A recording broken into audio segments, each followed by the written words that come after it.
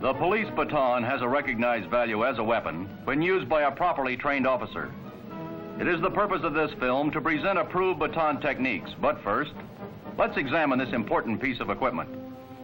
The Los Angeles Police Baton is made of hardwood, weighs not less than 12 or more than 18 ounces. It must not be loaded or weighted in any manner. It is 26 inches in length, 1 1/4 inches in diameter with both ends rounded. 1 1/4 inches in from one end, there are 8 longitudinal grooves. A small hole is drilled through the baton, 9 inches from the grip end. A leather thong is threaded through this hole, and after the proper adjustment to your hand, secured by knots. The correct grip is obtained by placing the leather thong over the right thumb in this manner. Note how the baton just clears the hand. Now turn the hand in and grasp the baton, placing the thumb in a parallel position.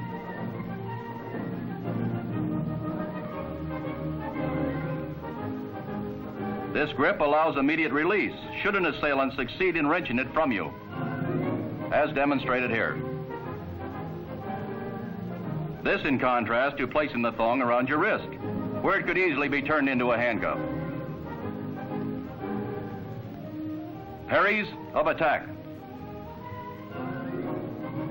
Starting from this on-guard position, a complete pattern of defense parries has been established, beginning with the parry to upper right, lower right, upper left, and lower left. Your stand should provide proper balance for both forward and backward movement. The overhead parry completes the 5 positions which can be used to advantage. You say you'd like to see a practical demonstration? All right, let's call in a competent opponent. Note this man's weapon is comparable in dimensions to the instructor's baton. And now let's begin. With an attack to the upper left, upper right, lower left, and overhead. This guy's getting desperate.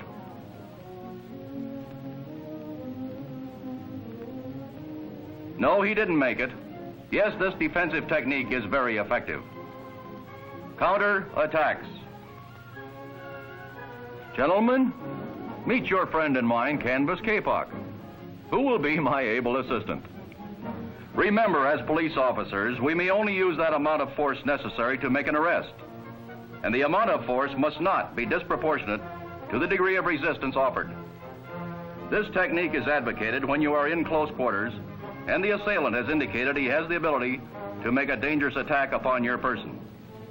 Your counter should be direct to the solar plexus area, then quickly to the collarbone, and if he's still aggressive, then up under the chin. But to master this technique takes practice, so gentlemen, let's begin.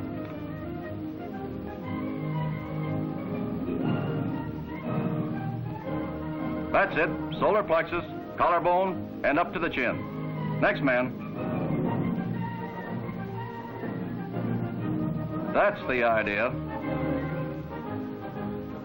No, it's not a clubbing operation. Remember, we use only that force which is necessary. Watch the technique again. Okay, now try it. There, that's better.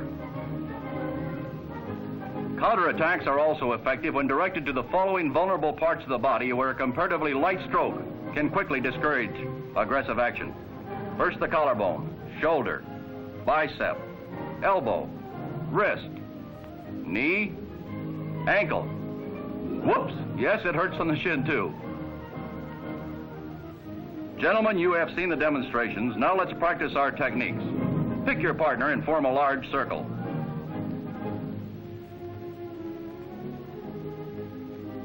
By the time you graduate from the Los Angeles Police Academy, you must be thoroughly familiar with this phase of your training.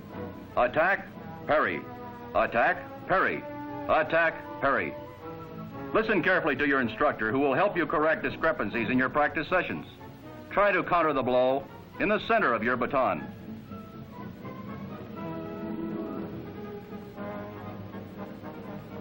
Yes, this is the place to learn your baton techniques today so you can use them effectively in the field tomorrow.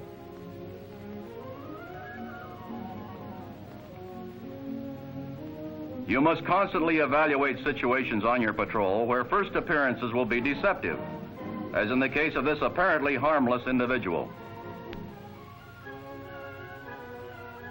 Having been trained to handle any eventuality, this young officer is able to quickly counter a sneak attack like this. And once again, the true value of proper training is firmly established.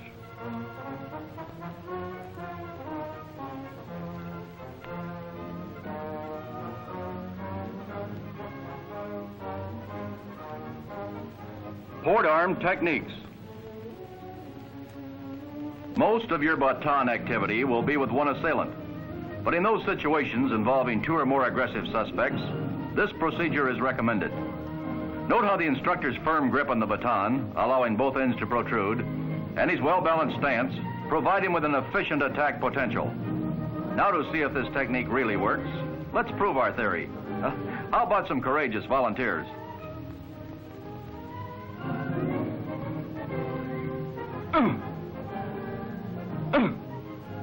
Notice how only a slight force is required when you attack a vulnerable area. Additional uses. This is a very effective control when handling a disagreeable drunk. Notice his inability to resist, but don't forget to grasp his garment to keep him from falling.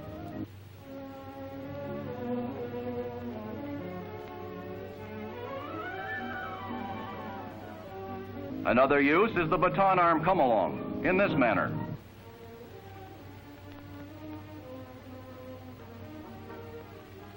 Baton procedures in review. Make sure the leather thong is the right length and the grip properly applied. Remember your 5 parries and try to meet the blow with the center of your baton.